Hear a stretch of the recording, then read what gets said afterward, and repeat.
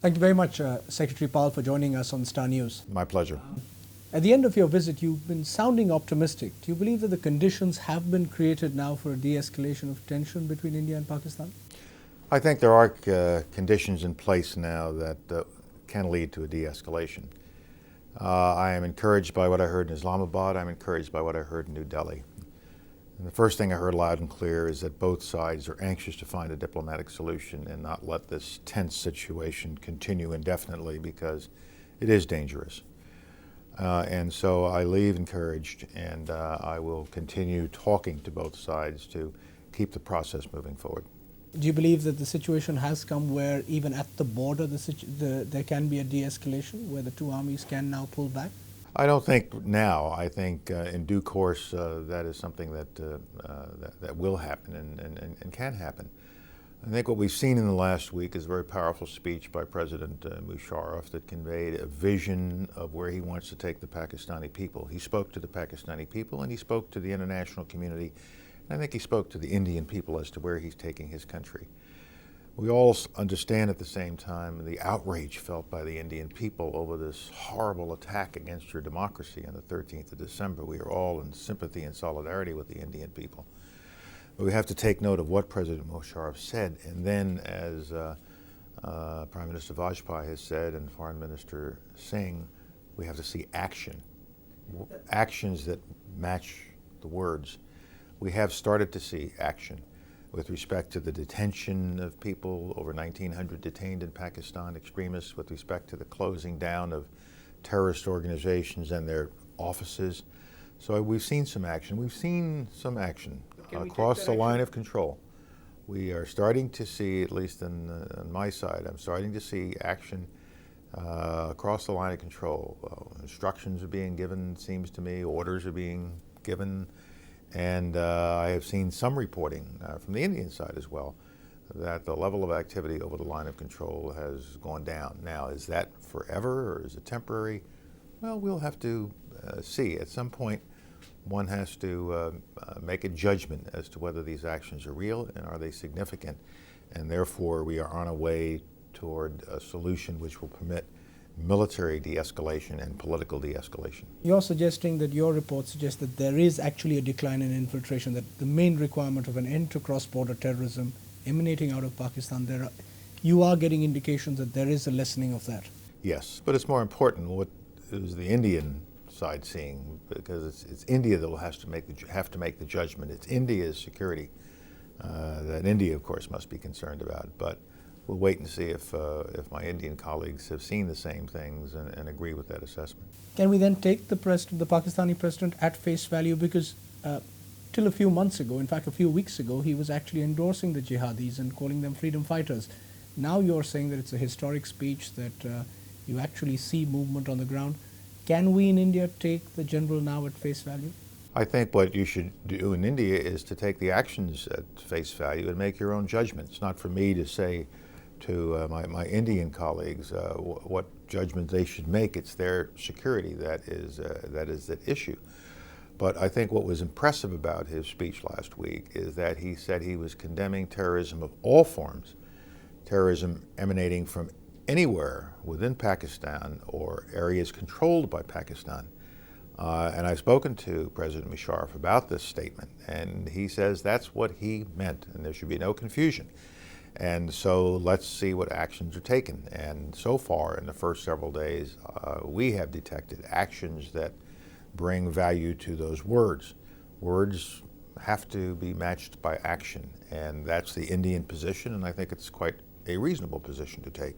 Secretary, there's another question, another touchstone for normalcy which the Indians look at, action on the ground, which is acting against terrorists based in Pakistan. India has submitted a list to Pakistan. How important is that? Do you actually believe that President Musharraf is committed to handing over the non-Pakistanis to the Indians? No, I can't say that. I think that what he has said is that he is looking at this list and examining it, wants to make sure he knows exactly who these people are, where they might be, what crimes they have committed. And in his statement last week with Prime Minister Blair, or I guess 10 days or 2 weeks ago, he said as much. And in his speech last Saturday, he made reference to the fact that there are people who are non-Pakistanis, and appropriate action will be taken. And in my subsequent conversations with the Pakistani president and other Pakistani leaders, I said, does that include perhaps sending these people back to where they came from, back to their homes for justice? And they said that could be part of appropriate action. And so we take one day at a time, one set of actions at a time, because President Musharraf has his own domestic constituency to consider and to deal with, just as Prime Minister Vajpayee has.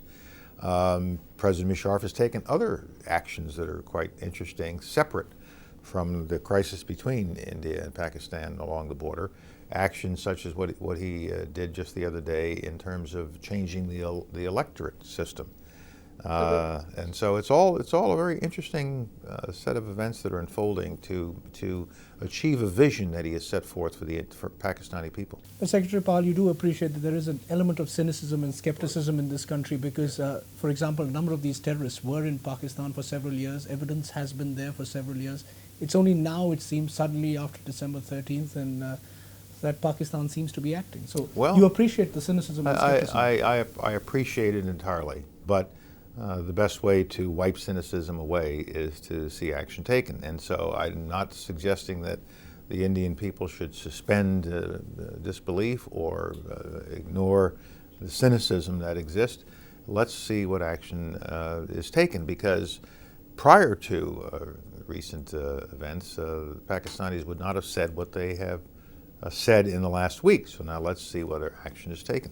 The other key issue that you've been pushing on your trip here is a dialogue between India and Pakistan. Do you believe that the conditions are slowly emerging for such a dialogue, or do you believe that's really in the distance if you charted out a roadmap really for the two countries? No, if we can keep moving down this diplomatic track that we are on, if we can continue to have the right exchange of dialogue at a distance, such as with President Musharraf's speech and the Indian response to that speech, if we can see actions across the line of control, if we can see these terrorist organizations being shut down for real and not reemerging, and if we can see some action on this list of 20, then I think conditions are in place for the beginning of a dialogue. And I think the Indian side has indicated that they are anxious to see us reach that point.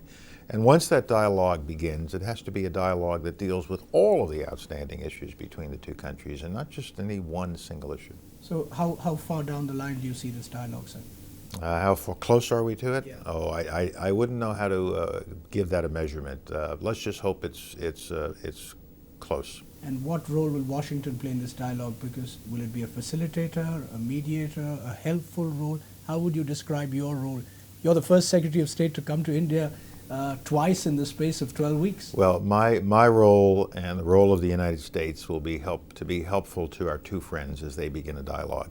And therefore, we will participate in whatever way the two friends think it would be useful for us to participate. And this engagement will be a continuous engagement with the subcontinent, or do you believe that this is a temporary engagement caused by the situation post December 13th? Do you believe your relationship with the subcontinent now is a more focused, long-term engagement with the subcontinent? It is a long-term engagement, the United States with Pakistan and the United States with India, the United States with the new authority in Afghanistan, the United States in South Asia and Central Asia. Not trying to find a new sphere of influence, but just trying to develop and create friendships that will be mutually beneficial to the two countries involved in all of our bilateral relations and to the region at large. Right. Secretary Powell, thank you very much for joining us on Star News. Thank you very much.